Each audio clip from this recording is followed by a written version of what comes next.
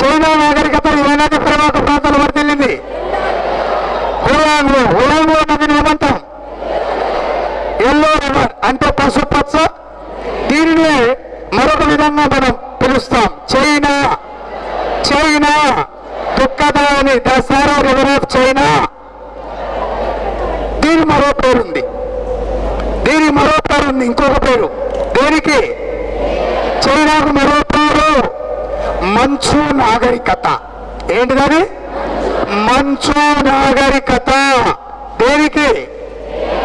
చైనాకు. కారణం చైనాను కొన్ని ముఖ్యమైన రాజవంశాలు పరిపాలిస్తాయి. మంచు, ఒక్కసారి వినండి సార్ ప్లీజ్ సార్. మంచు, చిన్, హాంగ్, సుంగ్, చింగ్, ఇవన్నీ ఏంటి? చైనా రాజవంశాలు. ఇందులో చైనాను ఎక్కువ సంవత్సరాలు పరిపాలించిన అతి ప్రాచీనమైన రాజవంశంగా ప్రసిద్ధిగాంచింది మంచు. కాబట్టి చైనా నాగరికతను ఏమంటారు? మంచు నాగరికత. ఇప్పుడు చెప్పండి పేర్లు. చైనా పేర్లు. ఈ ప్లేసు ఇప్పుడు పేర్లు చెప్పినాక ఇప్పుడు చెప్పండి అంటే దాని అర్థం ఏంటంటే, అరే ఇది అసలే రాదు, నేనేదో వచ్చి కూర్చుంటే నువ్వేదో వాగిపోరాదురా, నేనట్లా వాగను అనిపిస్తా. అమ్మా చైనా నాగరిక మరో పేరు హులాంగ్, మంచు నాగరికత. ఎల్లో రివర్ హులాంగ్. చైనా దుఃఖదాయని హులాంగ్ నది పరివాహక ప్రాంతంలో వర్తిల్లిన నాగరికత మంచు నాగరికత. అదే చైనా నాగరికత. నెక్స్ట్ ఎన్నోది? 5వది గ్రీక్ నాగరికతకు 2 పేర్లు సార్. గ్రీకు నాగరికతకు 2 పేర్లు. ప్లీజ్ సార్, కొంచెం గొంతు పోయింది అయినా చెప్తున్నాను. ప్లీజ్ సార్, ఒక అన్నలాగా రిక్వెస్ట్ చేస్తున్నాను. ప్లీజ్ మీరు అన్ఈజీగా ఉంటే నేను పైపైన చెప్పుకుంటూ వెళ్ళిపోతా. సరే సార్, మీ ఇష్టం, అది మీకు పరిపూర్ణంగా అందించాలనుకుంటున్నా. ప్లీజ్ ఇక్కడ ఒక్కసారి చూడండి సార్. గ్రీక్ నాగరికతకు 2 పేర్లు సార్. 2 పేర్లు. ఆ 2 పేర్లు అన్నప్పుడు మీ మైండ్లో ఇవి 2 రావాలి సార్. ఫస్ట్ది క్రీట్, రెండవది డాన్యూబ్. ఒకసారి చెప్పండి. క్రీట్ నాగరికత, డాన్యూబ్ నాగరికత. క్రీట్ ద్వీపపు నాగరికత, డాన్యూబ్. ఇందులో ఇక్కడ మీరు 2 చూడండి. డాన్యూబ్. ఈ పేరు చూడగానే మీకు గుర్తు రావాల్సింది అంతర్జాతీయ నదిగా పేరుగాంచిన నది. జాగ్రఫీలో కానీ జీకేలో కానీ వస్తుంది. ఏంటిది?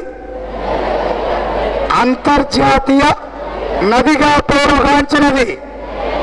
అనగా ప్రపంచంలోని దాదాపు 7 దేశాల గుండా ప్రవహిస్తున్న ఒకే ఒక్క నది. ప్రపంచంలో 7 దేశాల గుండా ప్రవహిస్తున్న నది డాన్యూబ్.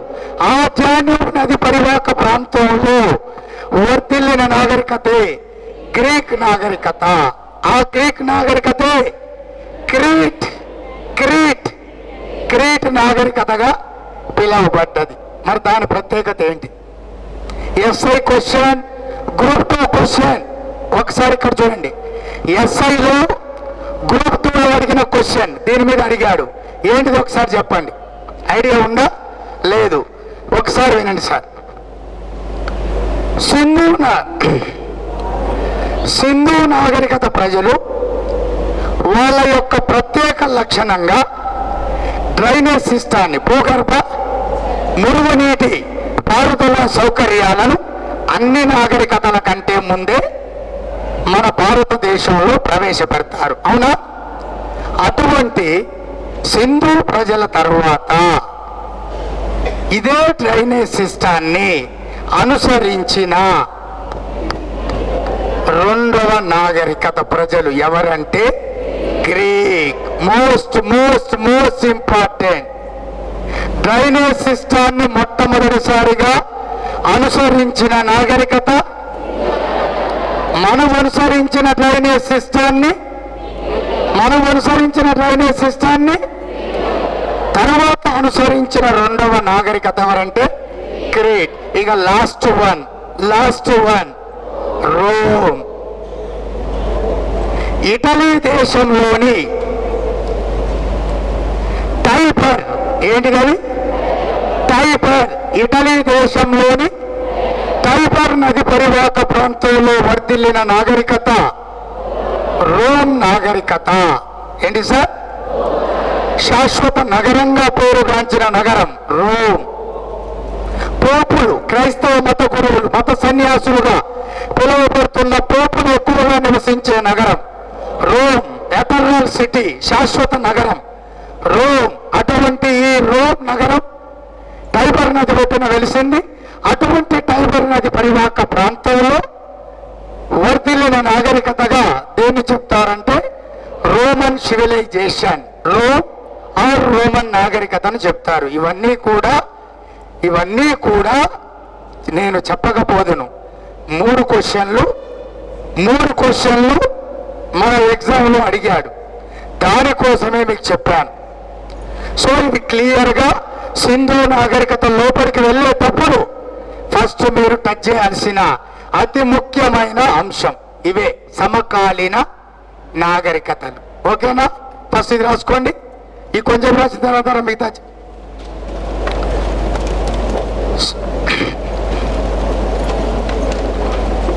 సింధు నాగరికత హెడింగ్ పెట్టి పేపర్ ఇస్తాను నేను. మళ్ళీ టైం వేస్ట్ అయితే మనకు టాపిక్స్ ఉన్నాయిగా. ప్రపంచంలో పెద్ద నాగరికతగా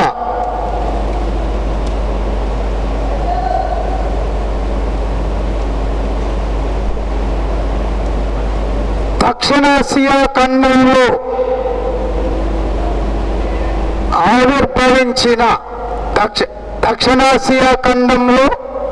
ఆవిర్భవించిన తొలి పట్టణ నాగరికతగా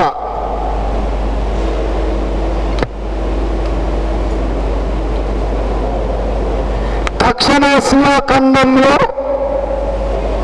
ఆవిర్భవించిన తొలి పట్టణ నాగరికతగా మరియు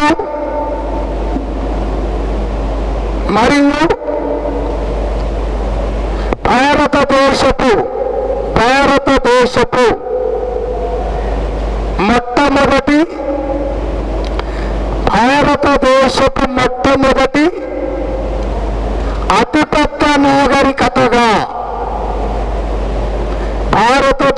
మొట్టమొదటి అతిపెద్ద నాగరికతగా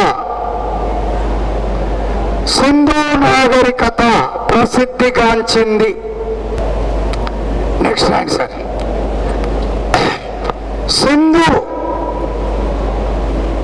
సింధు నాగరికత సింధు మరియు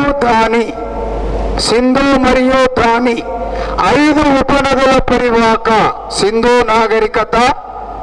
సింధు నది దాని యొక్క 5 ఉపనదుల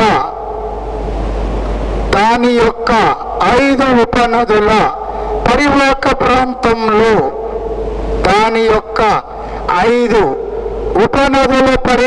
ప్రాంతంలో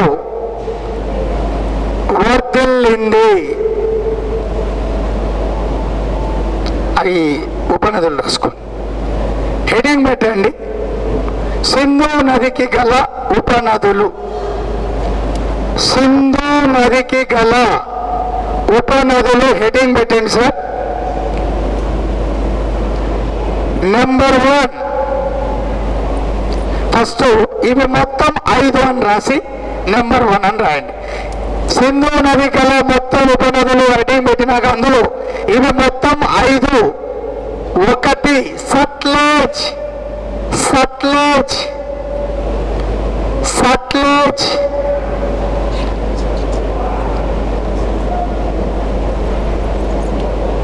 జీలం, సట్లెజ్, జీలం, చీనాబ్,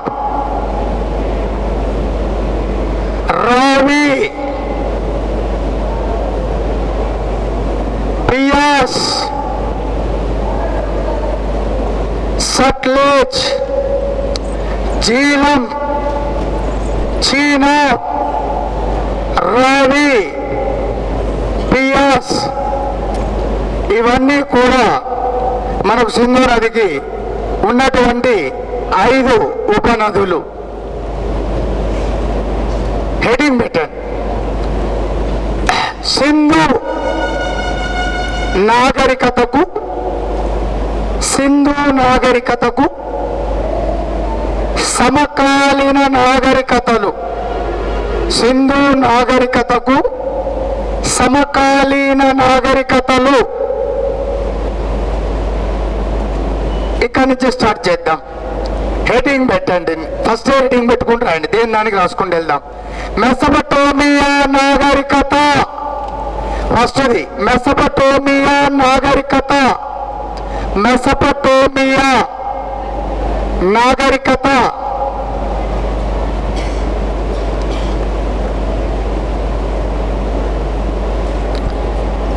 అందులో రాయండి మెసొపొటేమియా, మెసొపొటేమియా నేడు ఇరాక్ దేశంగా పిలువబడుతుంది. మెసొపొటేమియా నేడు ఇరాక్ దేశంగా పిలువబడుతుంది. Iraq, Iraq.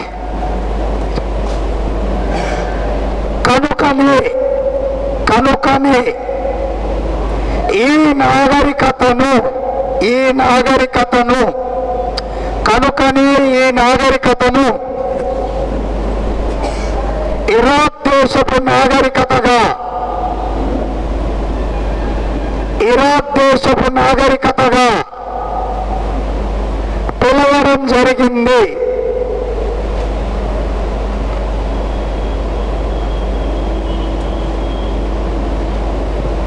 Next point. ఈ నాగరికత గల మరొక పేరు సుమేరియా నాగరికత. ఈ నాగరికత గల మరొక పేరు సుమేరియా నాగరికత. సుమేరియా నాగరికత.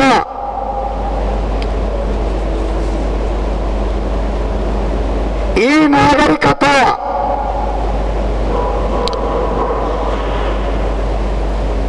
ఇరాక్ దేశంలోని, ఈ నాగరికత ఇరాక్ దేశంలోని Euphrates comma Tigris, Euphrates comma Tigris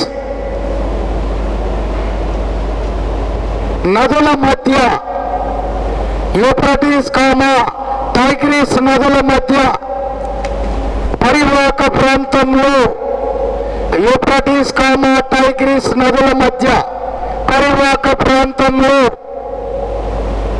వర్ధిల్లింది.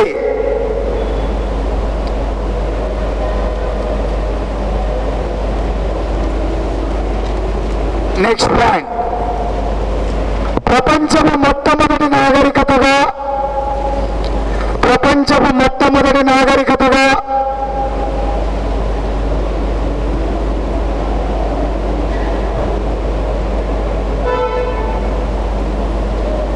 మరియు పచ్చి ఇటుకలతో, పచ్చి ఇటుకలతో ఏర్పాటైన నాగరికతగా, పచ్చి ఇటుకలతో ఏర్పాటైన నాగరికతగా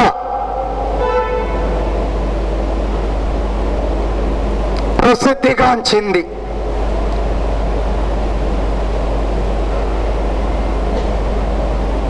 ఈ నాగరికతకు సంబంధించిన లిపి క్యూనిఫారం. ఈ నాగరికతకు సంబంధించిన లిపి క్యూనిఫారం. ఈ నాగరికతకు సంబంధించిన లిపి క్యూనిఫారం.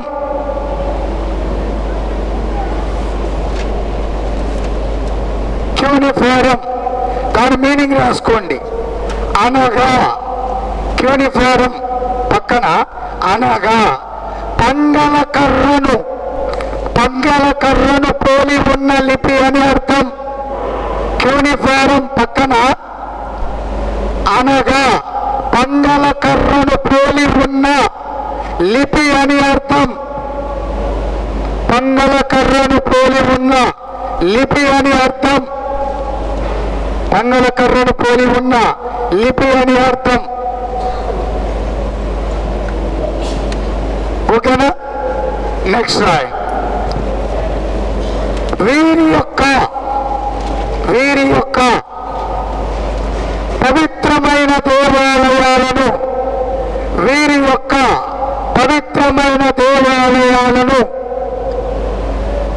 జిక్కురాత్ ఇక్కడ రాశాను చూడండి. వీరి యొక్క పవిత్రమైన దేవాలయాలను జిక్కురాత్ అనే పేరుతో పిలవడం జరిగింది. జిక్కురాత్ అనే పేరుతో పిలవడం జరిగింది. నెక్స్ట్ హెడింగ్, ఈజిప్టు నాగరికత.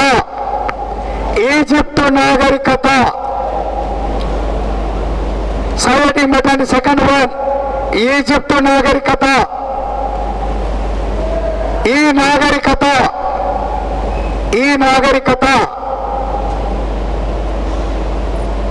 నైలు నది లోయ. ఈ నాగరికత నైలు నది లోయ. ఈ నాగరికత నైలు నది లోయ పరివాహక ప్రాంతంలో, నైలు నది పరివాహక ప్రాంతంలో వర్ధిల్లడం వలన, ఈ నాగరికత నైలు నది పరివాహక ప్రాంతంలో వర్ధిల్లడం వలన దీనిని నైలు నది లోయ, దీనిని నైలు నది లోయ నాగరికతగా పిలవడం జరిగింది.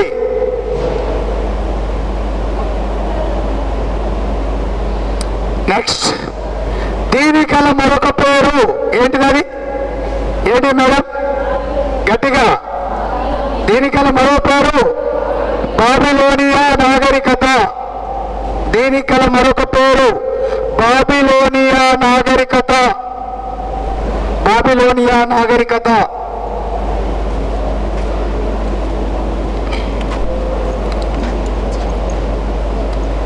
ఈజిప్టు దేశంలో సార్ ఇది ఐఎంపీ పెట్టండి.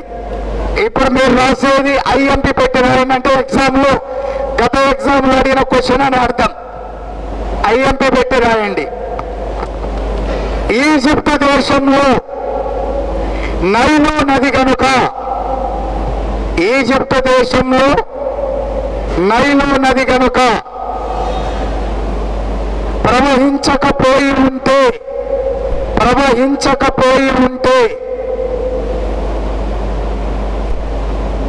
ఈజిప్టు దేశం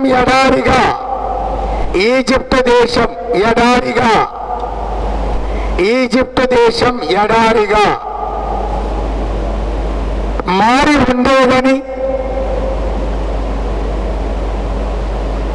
ఉండేదని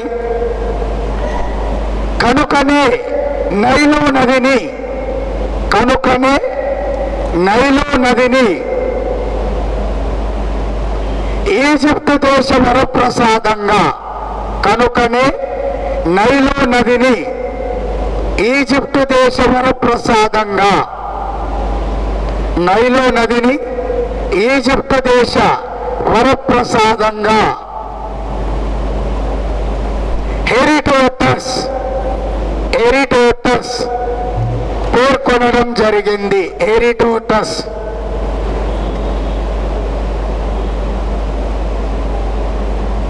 చరిత్ర పితామహుడుగా ఇతడు హెరిటోటస్ పేర్కొన్నాడని రాశారు కదా. నెక్స్ట్ చరిత్ర పితామహుడుగా హెరిటోటస్ ను పేర్కొంటారు. చరిత్ర పితామహుడుగా హెరిటోటస్ ను పేర్కొంటారు. ఇతడు క్రీస్తు పూర్వం 5వ శతాబ్దంలో ఇతడు క్రీస్తు పూర్వం 5వ శతాబ్దంలో గ్రీక్ భాషలో సారి ఇది రాయండి. క్రీస్తు పూర్వం 5వ శతాబ్దంలో గ్రీక్ భాషలో హిస్టారికా ఆప్లిక్ ఇట్లా గీత గీయండి, నిలువు గీత. హిస్టారికా ఆప్లిక్ హిస్టరీ అనే గ్రంథాన్ని రచించాడు.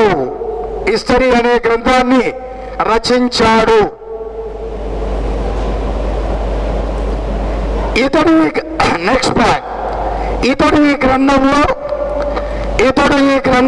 ప్రధానంగా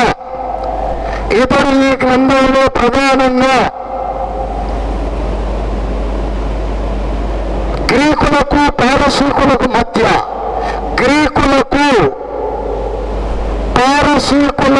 అంటే పర్షియన్స్, గ్రీకులకు పారసీకులకు మధ్య జరిగిన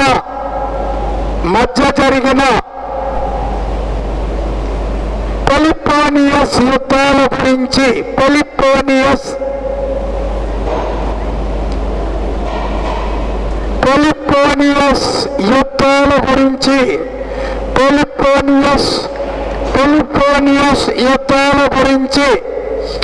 పెలిపోనియస్ యుద్ధాల గురించి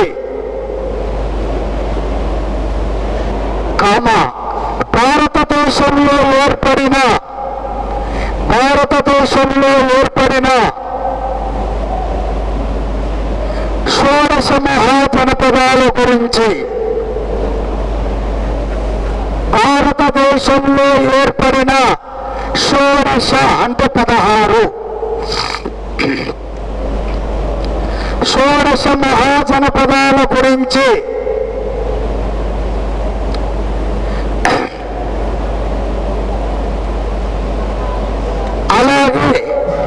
అలాగే నైలు నది యొక్క ప్రాధాన్యత గురించి నైలు నది యొక్క ప్రాధాన్యత గురించి వివరించాడు. నైలు నది యొక్క ప్రాధాన్యత గురించి వివరించాడు.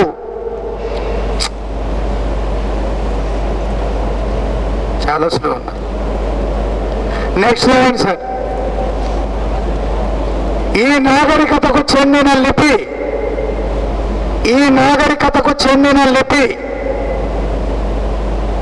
హీరోగ్లిఫిక్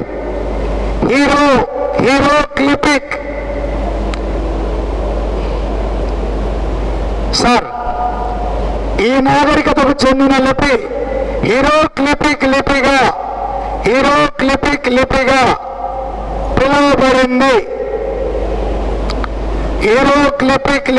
పిలువబడింది. మళ్ళీ సేమ్ పక్కన బ్రాకెట్లు అనగా అందమైన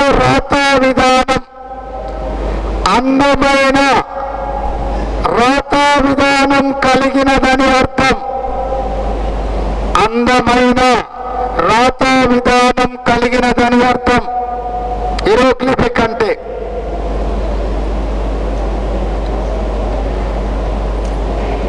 ఈజిప్టు దేశపు చక్రవర్తులను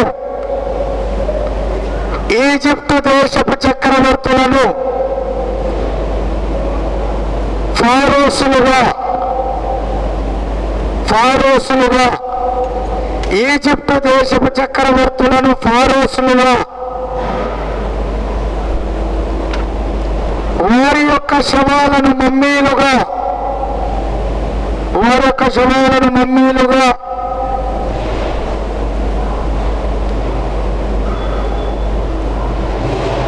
వారి యొక్క సమాధులను పిరమిడ్లుగా, వారి యొక్క సమాధులను పిరమిడ్లుగా, వారి యొక్క సమాధులను పిరమిడ్లుగా, ఈజిప్టు దేశపు చక్రవర్తులను ఫారోసులుగా, వారి యొక్క శవాలను మమ్మీలుగా, వారి యొక్క సమాధులను పిరమిడ్లుగా పిలవడం జరిగింది.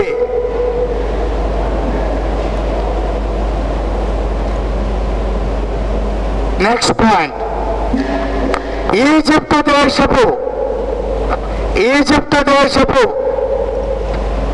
ఫారోస్లో ముఖ్యమైన, ఈజిప్టు దేశపు ఫారోస్లలో ముఖ్యమైన, ఫారోస్ అంటే ఎవరు? చక్రవర్తి. ఈజిప్టు దేశపు ఫారోస్లో ముఖ్యమైన తుతుకా కమెన్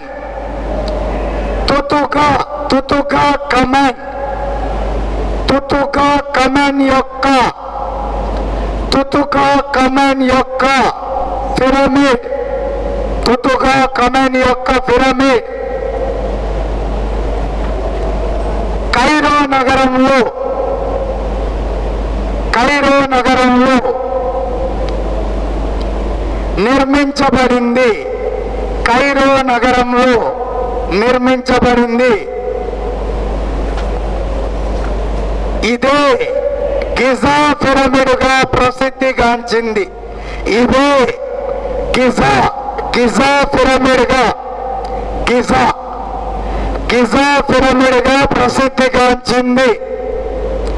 గిజా పిరమిడ్గా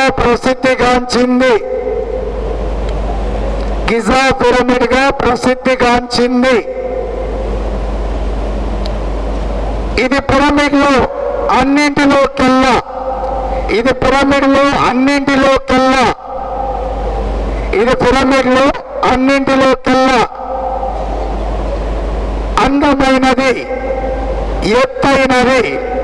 అందమైనది, ఎత్తైనది, ముఖ్యమైనదిగా ప్రసిద్ధిగాంచింది. అందమైనది, ఎత్తైనది, ముఖ్యమైనదిగా ప్రసిద్ధిగాంచింది.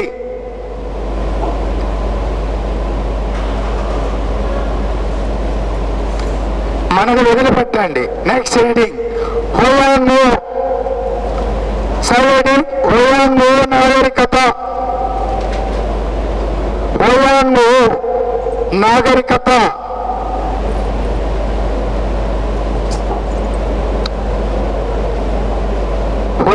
నాగరికత ఈ నాగరికత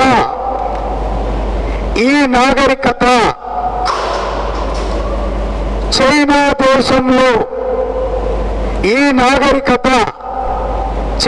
దేశంలోని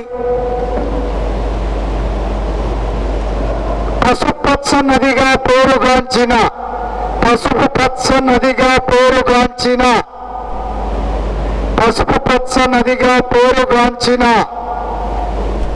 హోయాంగో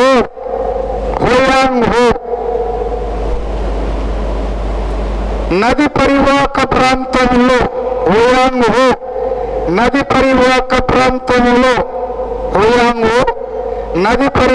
ప్రాంతంలో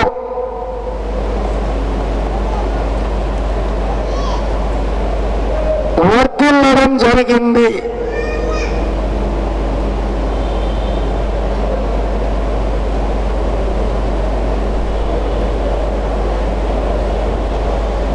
ఈ నాగరికతని చైనా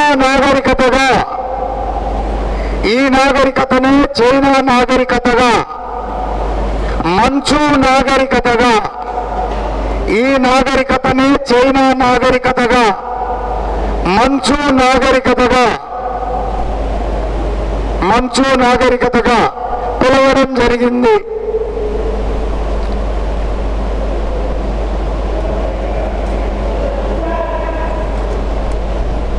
నెక్స్ట్ సైలైటింగ్ పెట్టండి. గ్రీక్ నాగరికత, గ్రీక్ నాగరికత, గ్రీక్ నాగరికత, గ్రీక్ నాగరికత అందులో నోట్ చేసుకోండి.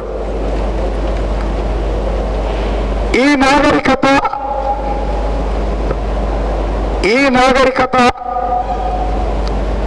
అంతర్జాతీయ నదిగా పేరుగాంచిన అంతర్జాతీయ నదిగా పేరుగాంచిన డాన్యూబ్, అంతర్జాతీయ నదిగా పేరుగాంచిన డాన్యూబ్ నది పరివాహక ప్రాంతంలో, డాన్యూబ్ నది పరివాహక ప్రాంతంలో, డాన్యూబ్ నది పరివాహక ప్రాంతంలో వర్ధిల్లడం వలన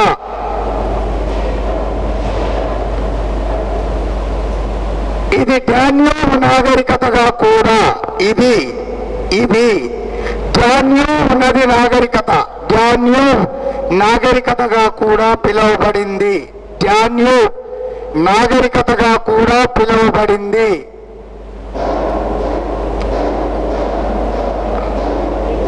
దీనికి గల మరొక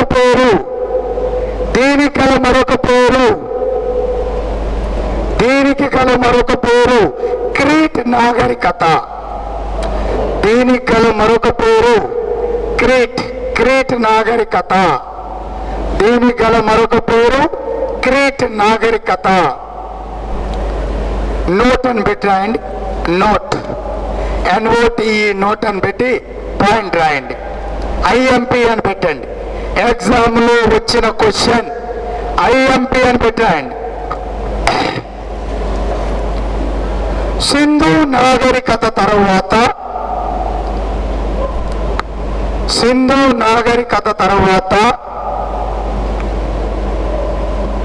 డ్రైనేజ్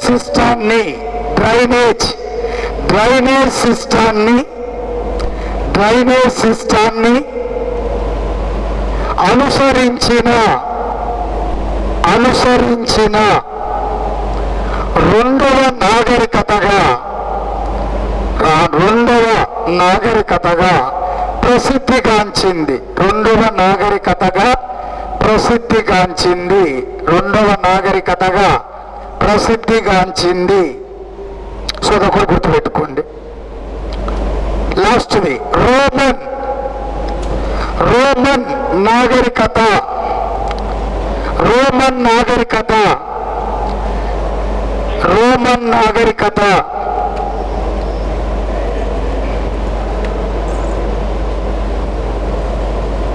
ఇది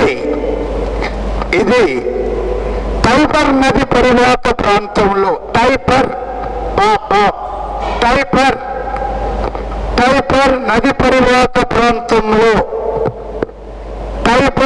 నది పరివాహక ప్రాంతంలో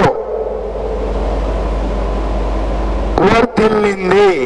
ఇది టైబర్ నది పరివాహక ప్రాంతంలో వర్ధిల్లింది.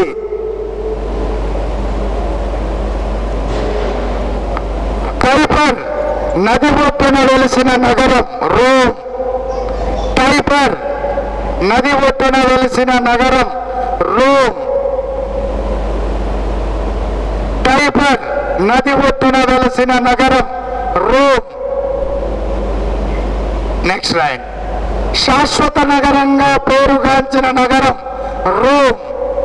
శాశ్వత నగరంగా పేరుగాంచిన నగరం రోమ్. శాశ్వత నగరంగా పేరుగాంచిన నగరం రోమ్. క్రైస్తవ మత సన్యాసులుగా పిలువబడిన పోపులు, క్రైస్తవ మత సన్యాసులుగా పిలువబడిన పోప్, క్రైస్తవ మత సన్యాసులుగా పిలువబడిన పోపులు ఎక్కువగా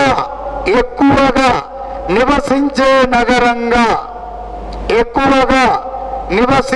నగరంగా ప్రసిద్ధిగాంచింది ప్రసిద్ధిగాంచింది ప్రసిద్ధిగాంచింది. రైట్ సార్, ఓకే సార్, వెళ్తున్నాం సార్, కొద్ది జాగ్రత్త. ఓకేనా? Right sir. లాస్ట్ ఎవరైనా సరే ఒక్కరు సింధు నాగరికతల్లో ఇక్కడ సింధు అనే దానికి మీనింగ్ చెప్తారా? మీనింగ్, అర్థం. సింధు అంటే అర్థం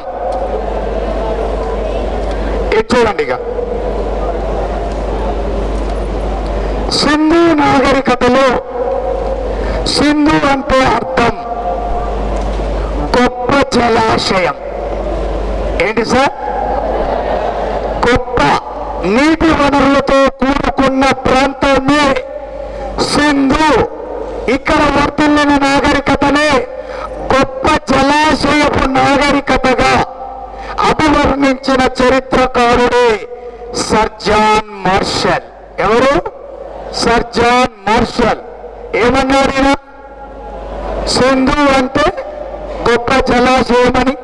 సో ఈ నది పరివాహక ప్రాంతంలో వర్తిల్లిన నాగరికతగా చెప్పబడ్డ ఈ సింధు నాగరికతను గొప్ప జలాశయపు నాగరికతగా పేర్కొన్నటువంటి మొట్టమొదటి పురావస్తు చరిత్రకారుడు ఎవరయ్యా అంటే సర్ జాన్ మార్షల్. మరి భారతదేశంలో ఏర్పాటైన ఈ యొక్క మొట్టమొదటి పెద్దది, ప్రపంచంలో పెద్దది, భారతదేశంలో మొట్టమొదటిది, విస్తీర్ణ పరంగా మూడవదైన ఈ సింధు నాగరికతకు సంబంధించిన సమాచారాన్ని చరిత్రకారులు ఎలా తెలుసుకోగలిగారు అంటే వాళ్లకు దొరికిన ఆనాటి శిథిల అవశేషాల ఆధారంగా, వాళ్లకు దొరికిన నాగరికతకు సంబంధించిన శిథిలావశేషాల ద్వారా నాగరికతకు సంబంధించిన కాలాన్ని, అక్కడ ఏ పరిస్థితులు ఎక్కడ ఏ విధంగా జరిగాయో వాటికి సంబంధించిన సమాచారాన్ని మనకు పూర్తిగా వివరించడం జరిగింది. దాని ప్రకారమే ముఖ్యమైనటువంటి ఈ సింధు నాగరికతకు సంబంధించిన కాలాన్ని చరిత్రకారులు తెలుసుకోవడానికి మెయిన్ ఈ పద్ధతిని ఉపయోగించడం జరిగింది. ఏ పద్ధతి? ఏ పద్ధతి? C14. గట్టిగా చెప్పండి. అంటే కార్బన్ డేటింగ్ పద్ధతి. ఏంటి? ప్రాచీన శిలలు, శిలాజాల యొక్క వయసును లెక్కగట్టి చెప్పేటటువంటి పద్ధతిని ఏమంటారంటే కార్బన్ డేటింగ్ పద్ధతి అంటాం. ఏమంటాం? ఈ కార్బన్ డేటింగ్ పద్ధతిని కనుక్కున్న వ్యక్తి ఎవరంటే WF లిపి. ఎవరు సార్? ఎవరు వీరు అంటే నేటి అమెరికా దేశంలోని చికాగో నగరానికి చెందిన ఒక ముఖ్యమైన ప్రొఫెసర్. ఎవరయ్యా అంటే WF లిపి. ఈ లిపి కనుక్కున్న పద్ధతి C14 అంటే కార్బన్ డేటింగ్. దీన్ని ఉపయోగించి ఏం చేసేవాళ్ళు? ప్రాచీన లేదా పురాతనమైన శిలలను, శిలాజాలను ఉపయోగించి ఆనాటి ఆ యొక్క శిథిలావశేషాలు ఏ కాలానికి చెందినవో పూర్తిగా కనుగొనడం అనేది జరిగింది. మరి ఈ C14 పద్ధతిని ఉపయోగించి సింధు నాగరికత యొక్క కాలాన్ని మనకు వివరించిన చరిత్రకారుడు ఎగ్జామ్ లో అడిగిన క్వశ్చన్ పిపి అగర్వాల్. గట్టి చెప్పండి. పిపి కాదు, పిపి అగర్వాల్. ఇక్కడ పిపి అగర్వాల్. ఈయన ఈ C14 పద్ధతిని సింధు నాగరికతకు సంబంధించిన శిథిల అవశేషాల మీద ఉపయోగించి సింధు నాగరికత యొక్క కాలాన్ని తెలుసుకొని మనకు చెప్పడం జరిగింది. దాని ప్రకారం సింధు నాగరికత వర్తిల్లిన వర్తిల్లిన కాలం ఏమిటంటే 2300 బీసీ నుండి 1750 బీసీ. ఇప్పుడు కాలం వచ్చింది చూడండి. సింధు నాగరికత వర్తిల్లిన కాలం 2300 నుంచి 1750 బీసీ. ఎవరి యొక్క అభిప్రాయం ప్రకారం వీరేం చేశారు? సింధు నాగరికత శిథిలావశేషాల మీద C14 పద్ధతిని ఉపయోగించి సింధు నాగరికత యొక్క కాలాన్ని నిర్ధారించిన వారు. దీని ప్రకారం సింధు నాగరికత వర్తిల్లిన కాలం 2300 నుంచి 1750 బీసీ. కానీ ఇది తప్పు అని మరొక చరిత్రకారుడు మార్టిమర్ వీలర్, ఎవరు? మార్టిమర్ వీలర్, ఆయనకు దొరికిన శిథిలావశేషాల ప్రకారం సింధు నాగరికత 2500 నుంచి 1750 బీసీ. అంటే సింధు నాగరికత ప్రారంభమైంది క్రీస్తు పూర్వం 2500లో, పతనమైంది 1750. అంటే 2500లో ప్రారంభమై 1750లో ఈ నాగరికత పూర్తిగా పతనం కావడం అని చెప్పింది ఎవరయ్యా అంటే మార్టిమర్ వీలర్.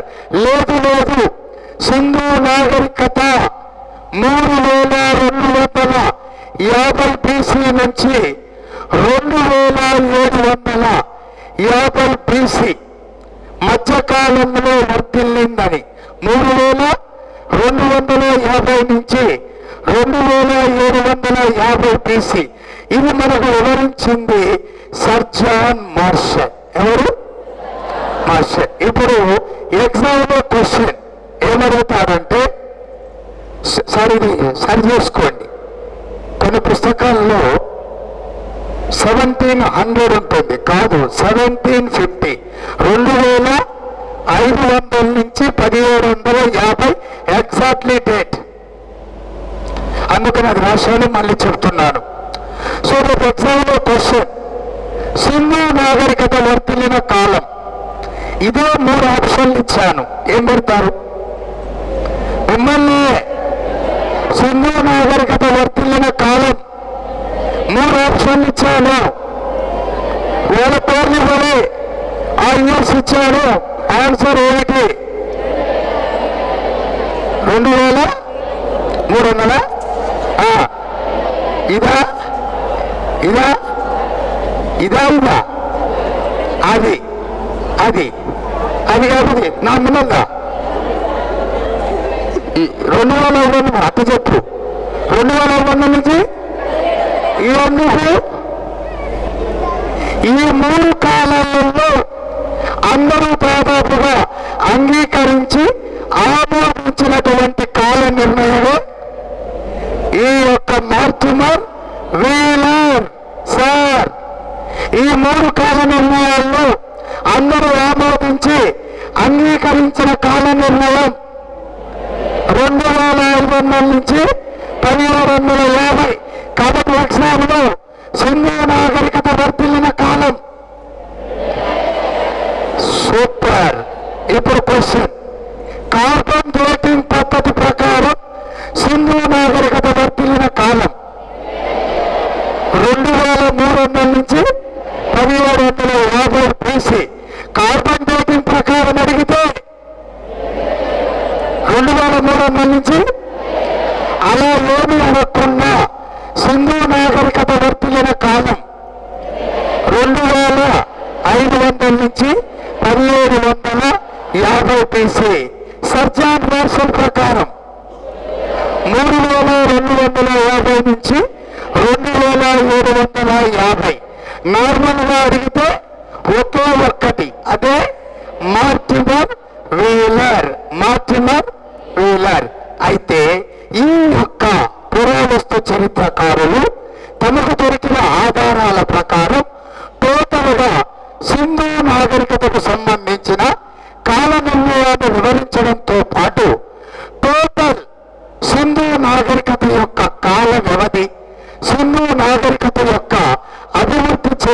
దశను కూడా క్లియర్గా మనకి ఇక్కడ వివరించడం జరిగింది. అందులో భాగంగా సింధు నాగరికత యొక్క స్థూల కాల వ్యవధి ఎంత అంటే దొరికిన ఆధారాల ప్రకారం 3000 BC నుండి 1700 BC. ఇవన్నీ స్టేట్మెంట్లు వచ్చినప్పుడు వాటి వాల్యూ మీకు అప్పుడు తెలుస్తుంది, ఇప్పుడు తెలియదు.